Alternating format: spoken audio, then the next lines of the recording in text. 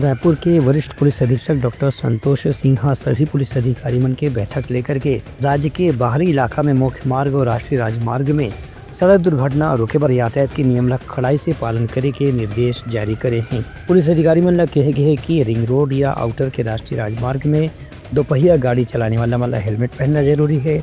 उन्हें कार और 4 चक्का की गाड़ी चलाने वाला मन पर सीट बेल्ट ला भी अनिवार्य करे गए है। पुलिस अधीक्षक के कहना से कि हर थाना प्रभारी के जिम्मेदारी होही कि ओखरी इलाका के सड़क में जहाँ कहीं भी मुख्य मार्ग के जोड़े के स्थिति है वहाँ लगातार पुलिस मन के तैनाती करे जाए, जो मुख्य मार्ग में जाने वाला दोपहिया गाड़ी वाले चालक मन ला हेलमेट पहने पर समझाइश दे जाए।